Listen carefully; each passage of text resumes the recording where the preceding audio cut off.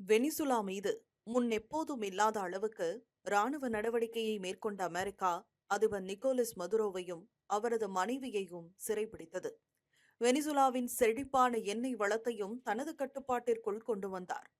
அமெரிக்காவின் வெளிப்படையான அத்துமீறலை சீனா, Iran, Cuba உள்ளிட்ட நாடுகள் கடுமையாக எதிர்த்த நிலையில் அடுத்த ஆட்டத்தை ஆரம்பித்திருக்கிறார் அதிபர் டிரம்ப். வெனிசுலா அதிபர் கைது நடவடிக்கைக்கு பின்னர் அமெரிக்காவுக்கும் லத்தீன் அமெரிக்க நாடுகளுக்கும் இடையேயான பதற்றம் அதிகரித்துள்ள சூழலில் வெனிசுலாவின் நெருங்கிய நட்பு நாடான கியூபாவுக்கும் தனது அதிகார மமதையால் மிரட்டல் விடுத்திருக்கிறார் டிரம்ப்.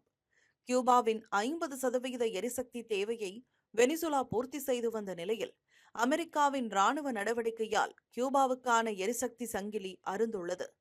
இதனை கோடிட்டு காட்டியுள்ள டிரம்ப், கியூபா அமெரிக்காவுடன் ஒப்பந்தம் செய்து கொள்ளாவிட்டால் வாஷிங்டனின் தலையீடு இன்றி கியூபா தானாகவே வீழும் என்றும் விரைவில் கியூபா மீது நடவடிக்கை எடுக்கப்படவும் வாய்ப்புள்ளது என்றும் கடுமையாக எச்சரித்துள்ளார். ஒருவேளை அமெரிக்கா கியூபாவை கைப்பற்றினால் அதிபராக மார்கோ ரூபியோ நியமிக்கப்படுவாரா என நெட்டிசன்கள் எழுப்பிய கேள்விக்கு இது நல்ல யோசனை என்று ஆமோதித்துள்ளார் டிரம்ப்.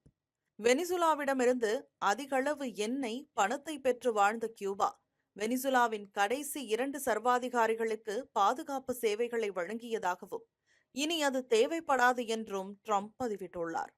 உலகின் மிக சக்தி வாய்ந்த இராணுவமான அமெரிக்கா தற்போது வெனிசுலாவிடம் உள்ளதாகவும் இனி கியூபாவுக்கு எண்ணெயோ பணமோ செல்லாது என்றும் கூறியுள்ளார்.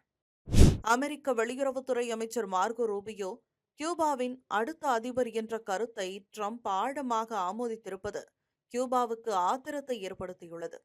டிரம்பின் அறிக்கைக்கு பதிலளித்த கியூபாவின் வெளியுறவுத்துறை அமைச்சர் புருனோ ரோட்ரிகஸ், மற்ற நாடுகளுக்கு வழங்கிய பாதுகாப்பு சேவைக்கு கியூபா எவ்வித பணமோ பொருளோ பெறவில்லை என்று மறுப்பு தெரிவித்தார். அமெரிக்காவை போலல்லாமல் கியூபா மற்ற நாடுகளுடனான அதன் பரிவர்த்தனைகளில் கூலிப்படை, மிரட்டல் அல்லது இராணுவ வற்புறுத்தலை நம்பியிருக்கவில்லை என்றும் தெளிவுபடுத்தினார். அமெரிக்காவின் அதிகார துஷ்பிரயோகமும் டிரம்பின் அடாவடி பேச்சும் உலக நாடுகளின் அமைதியையும் பாதுகாப்பையும் அச்சுறுத்துவதாக கண்டித்துள்ளார். உரிமையும் நீதியும் கியூபாவின் பக்கம் இருக்கும் நிலையில் கடைசி சொட்டு ரத்தம் உள்ளவரை தங்கள் தேசத்திற்காக போராடுவோம் என்றும் ரோட்ரிகஸ் எக்ஸ் தளத்தில் பதிவிட்டுள்ளார். அமெரிக்காவின் தலையீடு இல்லாமல் எரிபொருளை ஏற்றுமதி செய்யும் எந்த நாடுகளிடமிருந்தும் வர்த்தகம் செய்யும் உரிமை கியூபாவுக்கு உண்டு என்றும் கூறியுள்ளார். முன்னதாக கொலம்பிய அதிபர் குஸ்டாவோ பெட்ரோ அமெரிக்காவின் ஆக்கிரமிப்பை எதிர்கொள்ளும் விதமாக லத்தீன் அமெரிக்கா ஒற்றுமையாக செயல்பட அழைப்பு விடுத்தார். லத்தீன் அமெரிக்க நாடுகள் வெளிநாட்டு சக்திகளின் சேவகர்களாக மாறுவதை தவிர்க்க வேண்டும் என்றும் அவர் வலியுறுத்தியுள்ளார்.